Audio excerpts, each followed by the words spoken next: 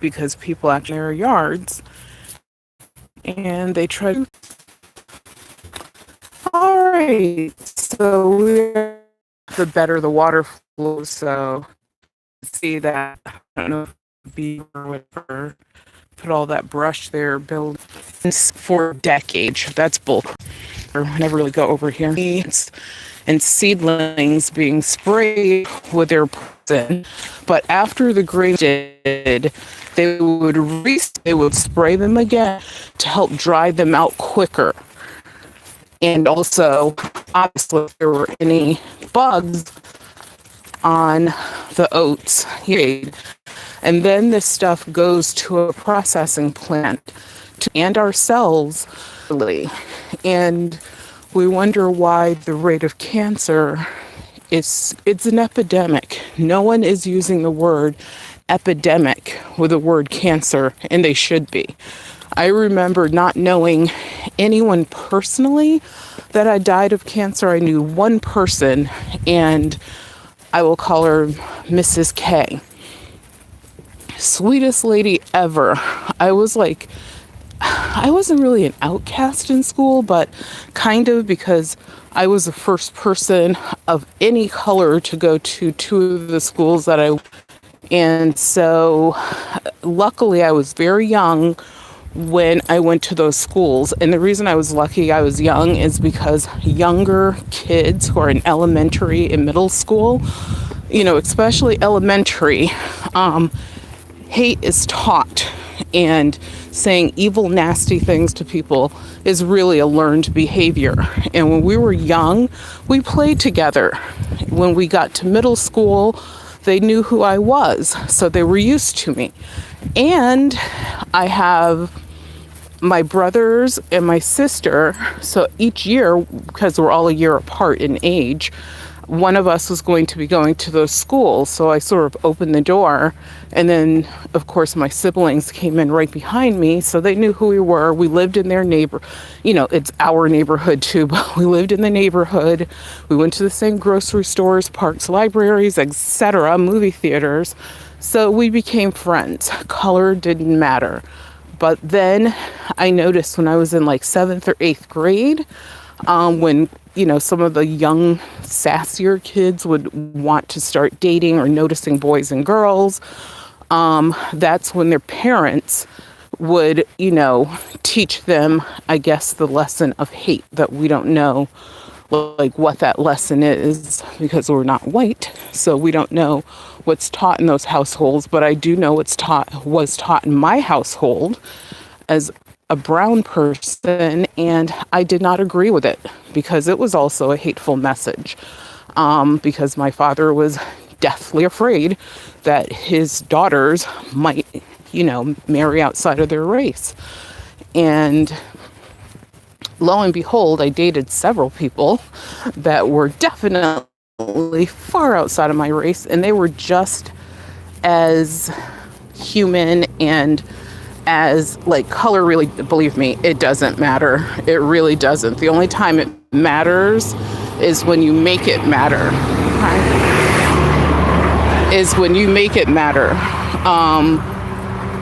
And even in the family of the fellows that I dated, some of them, their parents weren't really happy, but hey, they did not need to know everything, and they did know everything. But anyway, so Mrs. K was the mother of a friend of mine who, when I was being bullied, she would always come to my rescue, always. And her mother was so sweet. She would give Carol, well, her name is Carol, but I won't say their last name. My friend was Carol, and her mother would, not leave me on the side of the road. She would give us both a ride home. So she unfortunately died of, I believe it was lung cancer. She was a heavy smoker. She even smoked when we were in the car. But that's what they did back then. I remember she had a Reliant K. That was a model of a car. And it's like all the mothers back then seemed to have that vehicle. and it was incredibly sad. But after Mrs. K died of cancer, I think we were definitely in grammar school when that happened. I believe we were in fourth or fifth grade. I didn't know anyone else who had cancer for decades. I heard of people who had it, but like folks who were close to me really didn't know that many, if any, or if they did, they didn't tell us that's. But then in the year, I believe it was like 2000, and my aunt, my mother, like, it just went on and on. Like, people who suddenly, we went from like this not being a disease that people are dying from to being a disease that people in my family were dying from. Usually people in our family died of old age. And as my grandmother said, all of us are going to die of something someday. Unfortunately, we were born and eventually we die. I will be talking about what I think about that in a separate video. But it kind of makes sense when you think about it. And I thought about my family. It's like, you know what? Why? Like, it just doesn't make any sense. These people didn't have the riskiest behaviors. Thankfully, they were still older when they died. But I mean, Quaker Oats was a big part of our family. Kellogg's, a big part of our... Oops, watch out, Maya. A big part of our family as far as, food, nutrition, the house on the hill, as we call it back there. And just thinking about how, honestly, I feel betrayed by these companies that knew that they were poisoning folks for decades. And not only poisoning them, but making sure they were poisoned by not only spraying the plants with Monsanto's evil elixir, but also by then taking the grain that was being processed just before processing, after it was harvested, and spraying that again with the poison. I mean, how evil. Because once you spray it again, like, there's nothing you could do to get that out of the food. Even when the plants were, grown and sprayed, there was nothing you can do. But knowing that you are laying it out and spraying it over the processed grains to dry it out more and dry it out quicker, and then you're milling it and we're serving it to our loved ones, horrible, horrifying, and just pure evil and greed. And when are these people going to be brought to task, brought to the table, made to pay for their crimes against humanity? Like, when is that going to happen? I mean, people right now, just because they don't know, are still feeding that poison to their kids, their babies, their infants, their toddlers, themselves, their, elders, etc. And they don't know that it's a poison. They just have no idea. It's not, we know now, so obviously we're not going to be consuming those foods. But what else is happening with our dirty food system? We buy as much as we can organic, and try to look for things. If it's not organic, does it say it's all natural? Etc. It's like, unless you grow it yourself, it's a really hard defense. Like, it's possible to be completely clean, but we eat as clean as we can. Or you can see the frost on the ground. By now, we usually have several feet of snow piled up, but actual snow, Maya, I don't know what these mountains of dirt are. But as far as, just let me see what this says. But as far as, actual pile up of snow, you can see it coming through this week. Don't know if that's going to happen.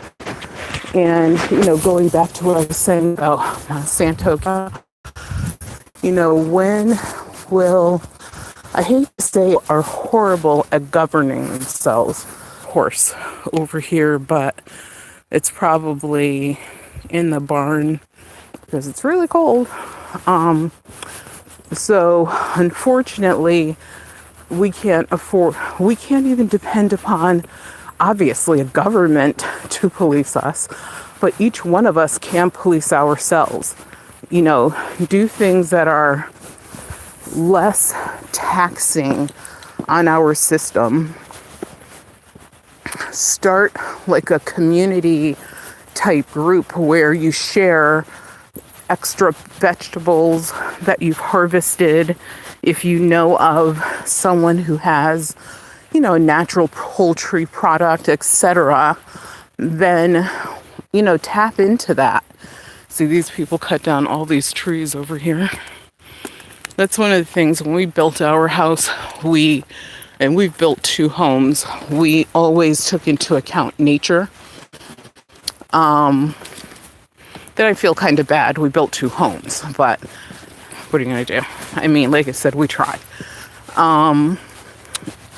But, do something whereas you can at least lessen your carbon. I know we talk about carbon footprints all the time, but I mean, a carbon footprint isn't as complicated as it sounds. It's grow some of your own food, even if you have to do a kitchen table garden. I have another series which is on our the Velvet Lounge channel.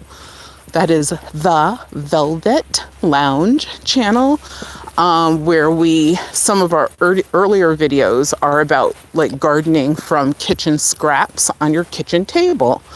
Like that helps. Also, like I said, if you know someone who, like, let's say they have turkeys or pheasants or chickens or whatever the case may be, goats, sheep, whatever, if they are, animals that are hopefully humanely as well as organically raised, then if it's a farm where they harvest the animals, then I would say go for that. Obviously, you might pay a little bit more, but it's better than buying the stuff at the grocery store, whereas you have absolutely zero knowledge. Honestly, regardless of what the package says, you really don't know what you're consuming. We hope that there's honesty. We hope that we know what we're consuming, but we don't always know if what's on the package is true. If there wasn't an issue with knowing what was on the package, there would be no class action lawsuits against companies that produce food. We have to try to battle this evil demon. It's a monster. It's horrible. And like I said, knowing that, these poisons are just blatantly being sprayed on our food on purpose just to process it quicker is absolutely ridiculous. And hopefully, people boycott those organizations. We no longer buy things that were created by Quaker or especially by Kellogg's. Post is another one, like cereal in the box. We don't even buy that stuff anymore, regardless of who it's made by. We just can't trust it. Maybe, we have to do more research. And, obviously we shop at like 3 different grocery stores. Maybe by doing some research, we can find something that is better and is not more natural or actually natural. And, so we're not saying we're giving up on certain things forever, but until there's a good replacement or alternative, we will not be giving them our dollars. We just won't do it. Even our poor little dog, look at her. Maya! There's a car coming. Come on, get out of the road.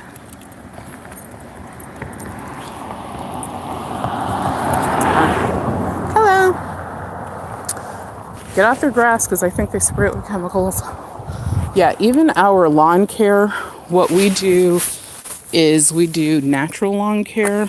So we will not, our lawn guy is not allowed to, he does actually contract it out to a company that only does organic lawn care.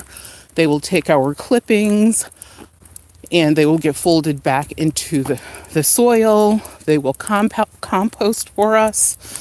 They don't use any chemicals of any kind on our lawn. So we have well water. You would think that would be important to people, but instead having fake artificial looking grass is more important to them, and they're poisoning their families and their neighbors. So like I said, each of us can do our little part, and I'm kind of out of breath from walking up and down this hill, but that's okay because it's great exercise. So please do your part. And thank you for tuning in to One Meal Modified. And I will show you what I'm eating today. Right now, I have, and thanks again. And we will see you when we get home. I don't think you wanted to see that, Maya.